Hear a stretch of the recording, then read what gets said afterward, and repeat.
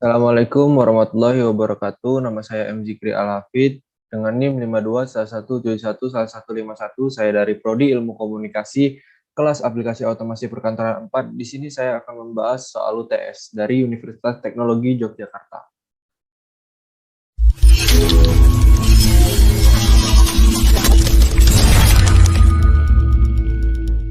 Di sini ada dua soal UTS, ada dua soal yang dimana soal ini ada bagian-bagiannya. Nah, baiklah langsung saja kita ke contoh soalnya atau contoh kasusnya. Nih, soal yang pertama di sini saya sudah mengutip ya apa yang diminta dari soal. Nah, yang pertama nomor 1 bagian A, di sini kita diminta untuk mengubah tabel menjadi teks menggunakan fungsi Word. Nah, di sini caranya untuk mengubah ini secara langsung adalah kita tinggal blok semuanya, semua kolom, lalu kita ke menu table tambahan, layout, lalu kita pilih convert to text, lalu kita tekan OK atau enter. Selanjutnya soal yang kedua, mengubah sekaligus lebar kolom menjadi 2,5 cm. Caranya sama seperti yang tadi, kita blok semua kolomnya, lalu kita ke bagian tambahan, menu tambahan, table, layout, lalu kita ke sini. Ini adalah table row height dan ini adalah table column width. Nah, kita diminta mengubah lebarnya berarti kita ini, lebar. Kalau yang di atasnya ini adalah panjang. Kita tulis berapa yang diminta dengan soal, kita lalu tekan enter. Nah, kurang lebih akan jadi hasilnya seperti ini.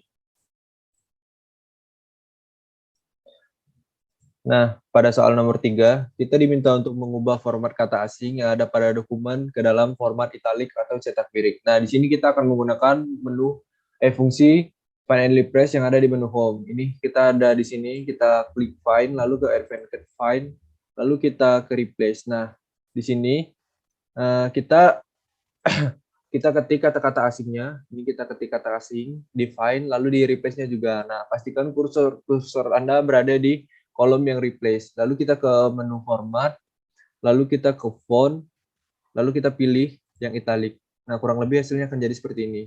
Nah, lalu kita replace. Nah, di sini kurang lebih ada 47 kata asing yang diubah menjadi formatnya menjadi teks atau formatnya menjadi italic atau cetak miring. Nah, selanjutnya nomor 4. Nomor 4 ini kita diminta untuk diminta untuk memberitahu langkah awal untuk membuat table of content. Nah, langkah awal dari table of content ini adalah memisahkan dari bab maupun subbab. Nah, kita kalau misalnya mau memisahkan bab dan subbab, kita menggunakan fungsi styles yang ada di menu home. Nah, di sini kita langsung aja, di sini misalkan pendahuluan ini adalah bab. Berarti yang memakai heading 1, kalau latar belakang ini termasuk ke dalam pendahuluan, berarti dia memakai heading 2 atau ini subbabnya. Lalu ini adalah bab, heading 1, dan ini menggunakan heading 1 juga. Nah, dan ini menggunakan heading 1 juga. Nah, kurang lebih seperti ini. Barulah kita bisa membuat table of content. Kurang lebihnya seperti ini.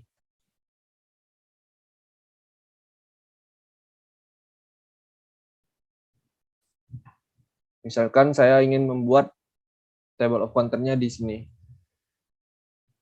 Saya akan membuat table of content-nya di sini, lalu kita ke reference, ini ada table of content, lalu kita pilih sesuai dengan kebutuhan. Selesai permasalahan yang ada di soal. Nah, selanjutnya kita lanjut ke soal nomor 2. Di sini soal nomor 2 sama seperti soal nomor pertama, ini ada 4 bagian juga yang dimana nomor satunya itu kita diminta untuk mengubah spasi baris semua dokumen menjadi 1,4. Nah, di sini kita langsung saja mempraktekannya. Nah, di sini kan diminta kan ke semua, berarti kita di sini ngeblok semua yang ada, ngeblok kata-kata yang ada di sini menjadi spasinya menjadi 1,4. Nah, di sini kita ke menu home, lalu ini line and paragraph spacing, lalu kita ke line spacing option. Nah, di sini kita tulis add-nya menjadi 1,4. 1,4, dan tuh di sini kita oke. Nah, sekarang udah jadi, kurang lebih seperti ini dianya. Nah, selanjutnya soal yang kedua, kita diminta untuk mengubah orientasi paragraf ketiga, kita diminta untuk mengubah orientasi halaman 3 menjadi ke landscape. Nah, di sini kita langsung saja, caranya itu kita pastikan kursor kita ini ke halaman nomor 3. Lalu kita ke menu layout, lalu kita ke margins, custom margins. Nah, di sini ada menu orientasi. Kita pilih sesuai perintah, yaitu landscape. Dan ininya kita pilih ke this section, yaitu pilihan ini saja. Lalu kita oke. Nah, kurang lebih hasilnya akan jadi seperti ini. Lanjut ke soal yang selanjutnya.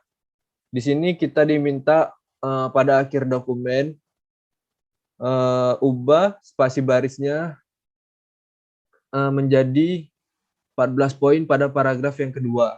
Langsung saja. Di sini ini adalah apa?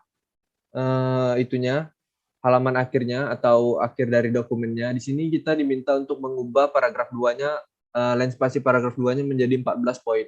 Nah, caranya sama seperti yang pertama tadi, tetapi bedanya ini yang dimintanya cuma hanya paragraf 2, berarti kita blok paragraf 2-nya saja.